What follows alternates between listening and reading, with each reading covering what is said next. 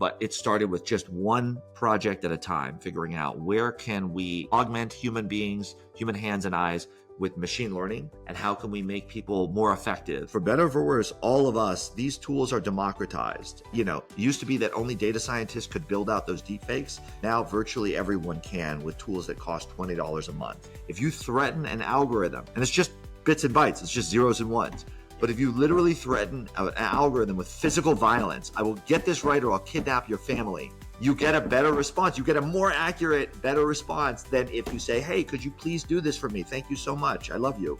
Welcome to The Growth Switch, the podcast where we dive into the strategies, struggles, and breakthroughs of bold business leaders. I'm your host, Jules Fox, growth strategist and lead content creator at Aries Media. Now, I'm here today to uncover how today's top brands are scaling, overcoming challenges, and unlocking sustainable success. Now, for those of you just tuning in, Aries Media helps grow successful brands with comprehensive hands-on support for business development and performance marketing. Go ahead and drop growth in the comments if you want to learn how to do that. Today, we have a special guest. We have Dr. Michael Housman. Is it okay if I call you House on the podcast? Absolutely, yeah. Thanks, Jules. He's an AI strategist, he's a technologist, he's a behavioral economist whose mission is to help leaders leverage artificial intelligence, and not just for productivity, but also for purpose. You bring in more meaning to the world, and also speaking around the world. You were on this whirlwind tour where you were speaking in a number of different countries. Why don't you tell me what you were talking about and why this is so important, why people have to have you? Yeah, I mean, thanks for having me, by the way. I'm very fortunate in that 15 years ago, I got a PhD and I was a data nerd. And instead of going into academia, I got into technology thinking, hey, this data thing is going to have some legs, and just spent I promise I'm going to answer your question. Spent a decade and a half building out these machine learning platforms, and not, it was interesting for tech entrepreneurs, but not really outside of that. And then all of a sudden, ChatGPT blew that up, and I started getting booked for speaking gigs. And what I try to do is unpack AI. I try to help. My signature is I think I can take a very heady, complex concept and break it down and make it accessible to non-technical folks. And I think that's kind of my superpower. And so I try to start by blowing minds, showcasing the art of the possible, talking about thinking machines, talking about where humanoid robots are headed, talking about some of the more fantastic examples of how these technologies are changing our world. But then I move on to how do you think about this now? How do you leverage these tools right now to move the needle in the way of personal and organizational productivity? And then I encourage people to don't think right now, think about the changes that are occurring 3 or 5 or 10 years down the line. Think about if you were a business in 2000 and you heard about this thing called the internet. How could you have anticipated the way it would completely transform the world we live in? And how do you think about the disruption that's coming? So I try to break things down in those ways to talk about the here and now, and then the really far off future looking stuff. Yeah. And you are a world-class explainer, but also you have a lot of really unique things to say. When you have this opportunity to bring things to people, what do you think companies are struggling with right now where they really could use some help? Yeah, I mean, the question I get most often is, where do I even start? It's moving, so that's number one. Technology doesn't move linearly, it moves exponentially, right? The number of transistors you can fit on a chip has doubled every 18 months, and it's done that in perpetuity. And what that means, and humans are used to thinking about things in a linear way, and that's not how technology works. And so it moves faster and faster. And I think companies, because it's moving so quickly, because these technologies are, a little bit foreign and they're hard to get your arms around, I think they just struggle with, where do I begin, right? And how do I start to think about transforming my business? And so I try to give them a blueprint for getting started here and now, looking for quick wins. While you do that, starting on a data journey that basically every organization has to do. And how do we sequence that roadmap in order to start making improvements, right? To start moving down that path. Yeah. Yeah. And I think that if you start viewing this as a timeline, a lot of people want the quick fix. They say, I need an AI and I need it yesterday. And it's like, well, for what? Well, I just need an AI Band-Aid to fix our little patch where our AI thing's not working, or where we could probably get an AI. And I think that they're not thinking this like, okay, this is a progression over time. You're going to learn, you're going to iterate, you're going to involve this thing as part of what you do. So I think it's deeper than, so maybe get into that depth a little bit. Like, if you're going to help this organization from here to where they could be exponentially and not just linearly, what would that look like? Yeah. I mean, first off, I think you're 100% right. The example I give is I'm a fitness and workout guy. And 15 years ago, I decided it was time to get myself in shape. And everyone's looking for the quick fix. Everyone wants the pill that's going to make them radically, more healthy. They think, hey, I'm going to hit a gym a couple times a week and I'm going to do that for a month. And all of a sudden, I'm going to be strong and fit. That's not how it works, right? Think of fitness as a lifelong journey. And I'm 16 years into that journey. AI and technology implementation is very similar in that you start kind of lightweight. You start with the lighter weights and you start by just moving your body. But over time, you start to build the AI capabilities. You start to develop team members that have specializations. You start to see the impact of quick wins. You see that it's allowing you to move faster than your competitors. And then you layer on top of those early projects, heavier and heavier duty projects until you're starting to think in a really transformative way. And that's effectively, I'll give you one example. I did that with a company that I helped co-found called DOMA. We saw an opportunity with title insurance to make that process, the home buying and selling process, much faster, better, and cheaper. And so, but it started with just one project at a time, figuring out where can we augment human beings, human hands and eyes with machine learning, and how can we make people more effective? And we did that over and over and over again. And all of a sudden, this 2 month long process turned into 2 weeks long. And it's because we had just been consistent about it and diligent in attacking those problems. Yeah. Yeah. Now, you've said that AI should amplify humanity and not replace it. And I feel like that's, when we're shortening the time frame that we're talking about, that's one way. But how can leaders out there shift their mindset to build systems that protect identity and dignity and not just look at their margins? Yeah. I mean, a lot of it starts with the data, right? Making sure that we have proper data governance in place, that we're managing our data in a secure way, that we're making sure that it's high integrity, recognizing, I'm actually counseling a company right now through a cybersecurity audit. And a lot of time we're spending a lot of time thinking about the data, how they store it, what are the permissions, who needs to get access to the data at what time, and try to make sure we don't stop their internal people from doing what they need to do with the data, but we also ensure that bad people and would-be attackers are not able to get access. And yeah, ultimately, it's a matter of asking at various points in this building process, taking a pause and stop and saying, hey, is this something we should be doing? If this is something that we feel comfortable being put on the cover of the Wall Street Journal. And, if you're not comfortable with that, that's something you should probably think about twice. And I'll give you actually a very concrete example of work that we did, which is a company early on in my career. I joined a HR technology called Evolve. We developed data-driven hiring algorithms. So we were hiring job applicants. Along the way, one of my analysts had a theory, which is, hey, people rely on resumes. I bet if you look at their laptop, you get a better sense of if they're a good employee.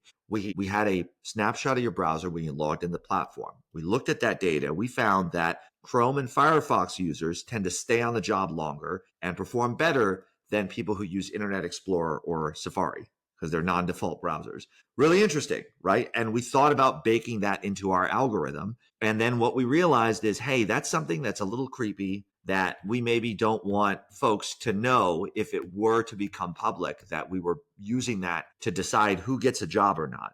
And so we decided at that point that that's not data that we use to make those decisions. It's the reason that we did that research. We published it. I'm able to share it with you today. But those are decisions where, hey, we did the research, but we decided, you know what, we're not going to use a signal that would predict job performance because we think that these are human beings and this is not a good idea, right? To share this, to use this. Yeah. Yeah, I think that is so important, and a lot of people think, "How can I use AI?" And they don't necessarily think, "How should I use AI?" And I just saw yesterday a headline that I think Google has a $50 million lawsuit for exactly that type of thing, where they Oof. were doing something that they should not have been doing, uh, with their algorithm and their platform. Yeah. Yeah. I mean, I'll give you, you and I were part of a conversation where, as a joke, I will deep fake. I can deep fake anyone. If I get a small sample of their voice and I get a picture of them, I can create a really convincing deep fake of Jules Fox. And so something I've started doing in programs is I'll go and I'll grab the host beforehand. Say, hey, tell me about your day in my phone, take it, rig up a deep fake. And at the end of the presentation, I rig up a deep fake of them saying, Dr. Housman is the greatest speaker on earth who's ever graced the stage. I'd like to publicly triple his speaking fee, but and I still feel like I'm getting a discount. It's a joke and everyone gets it in the audience. Yeah. But the point is, and then often I'll ask them, hey, are you okay with me sharing that online as kind of and they get really nervous and they're like, oh, I don't want that to get public, right? Because it's really creepy being able to deepfake. So the point is, unfortunate for better or for worse, all of us, these tools are democratized. It used to be that only data scientists could build out those deepfakes. Now virtually everyone can with tools that cost $20 a month. Yeah. And that means tools can be used for good or bad. And as a user of these tools, you have a responsibility to decide, am I using this tool for good, or am I going to perpetrate bad acts with this data? Yeah. And it's, those are like any other tool. We can all have those decisions to make. Absolutely.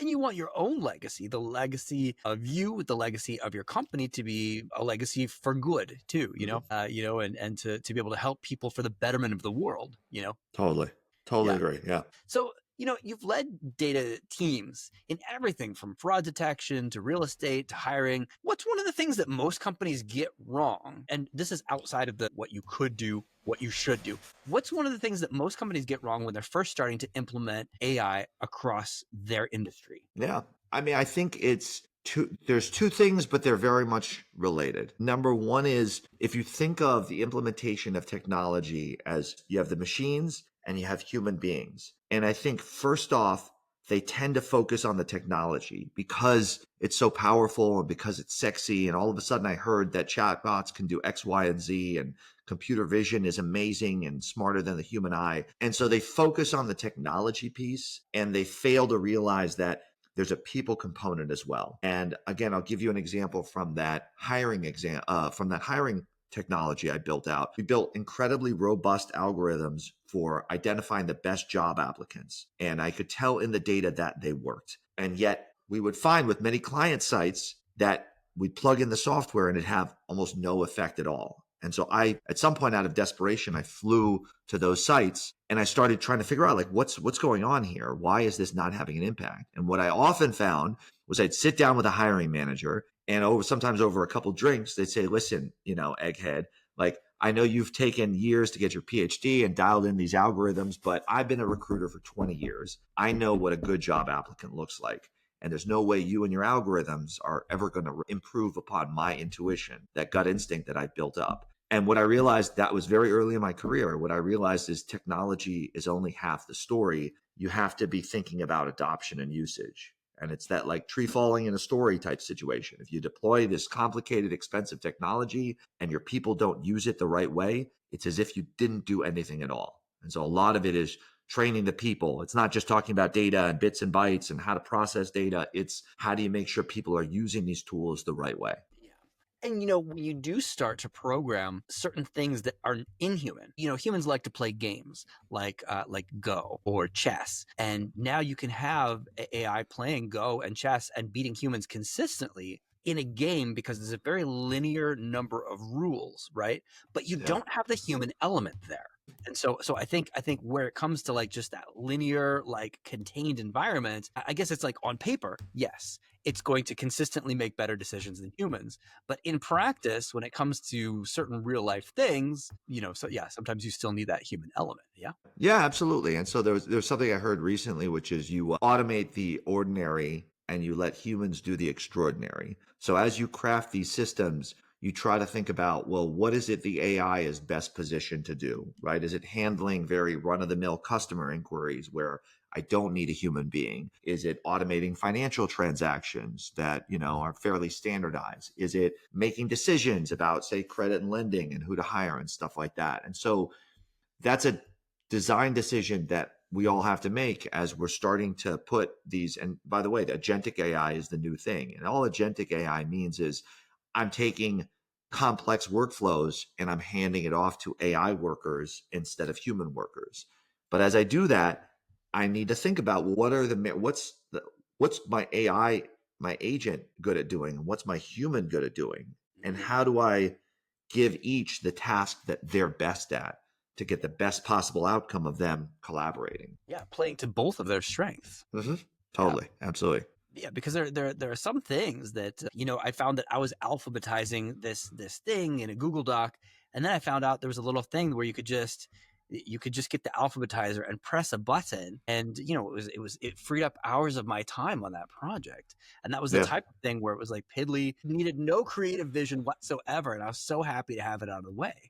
Yeah, I think, to your point, I think everyone has to have that light bulb moment. I spend a lot of time thinking about adoption and usage, and I think there's a lot of keys to that. And one is comes from the top. You need leadership to be bought in and to be users. But the other thing for me personally is you need that light bulb moment. One of the first few times you're interacting with this platform, you need one of those crap moments when you're like, I can't believe this did this for me. And you described one that you had. For me, I was working on a coding challenge. I hit a bug. I was banging my head against the wall, and I thought to myself, and I kind of knew from the error message, I was like, this is going to take me a day to debug, like 8 hours of my time. I set aside the day, and then for no reason, I said, you know what? I wonder what ChatGPT would, if it can point me in the right direction. So I fed it a bunch of the code and the error, and it said, oh, here's your problem. Here's the replacement statement, here. And I copy pasted, and it worked. And for me, that's a day of time that it saved me, like my weekend.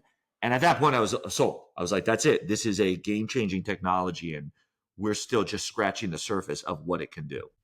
Yeah, absolutely. So, with all of these benefits that we talk about of AI, there's also a dark side. And I think anybody who's read science fiction, which I imagine you have, I'm a huge sci-fi fan myself. We learn about these things.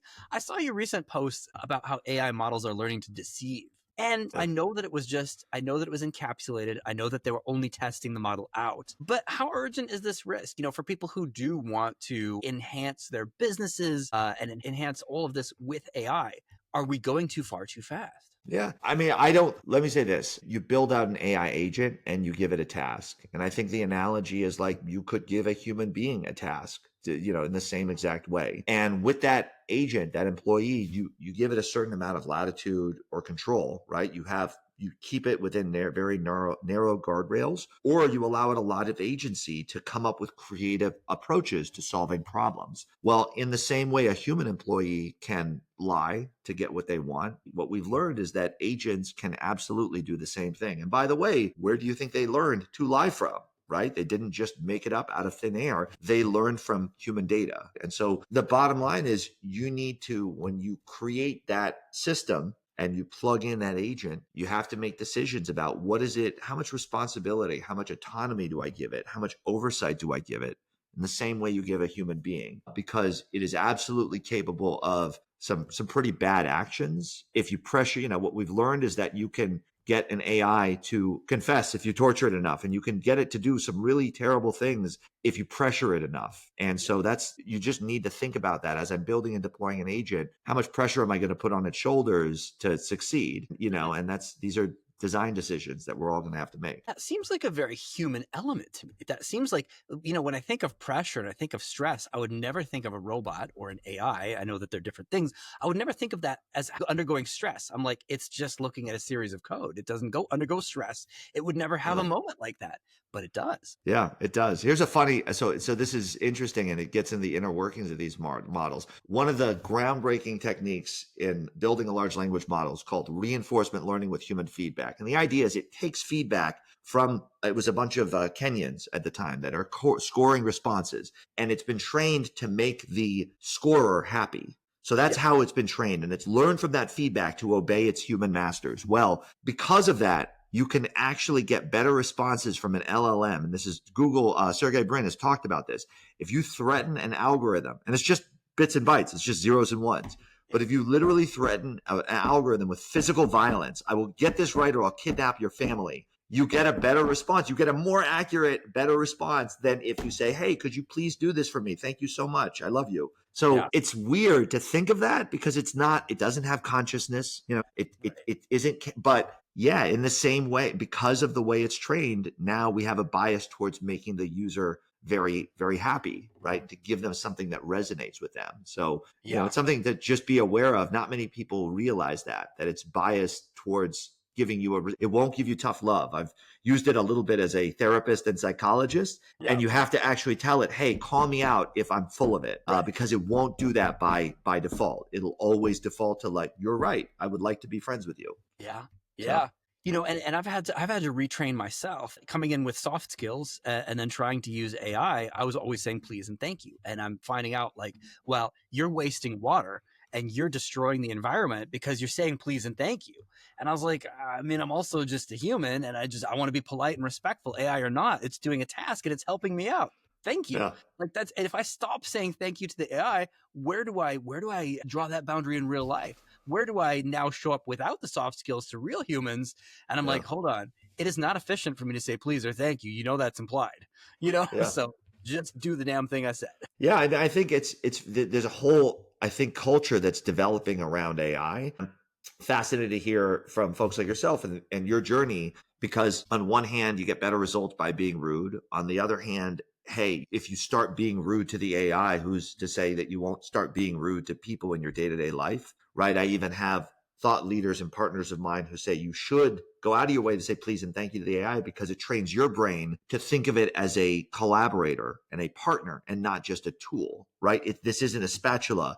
It's not a pizza slicer. It's actually something that is a thought partner. So, what's fascinating to me is we're so early in this. There's going to be a whole culture that develops around it. It's going to transform industries. It's going to change the very nature of knowledge work. And frankly, I think we may want to talk about, there's some existential risks it poses. The questions I get most often from people, will it take my job? Will it take our lives? And so I think, I'd say I'm very fortunate to be in this space when I think something's going to happen. We're going to see these machines smarter than us come alive. And then, and we have not seen that in all of human history. And so we're all fortunate to be around to experience that. Yeah, very like So, Kurt's wheel moment that we're about to go through here. yeah, 100%.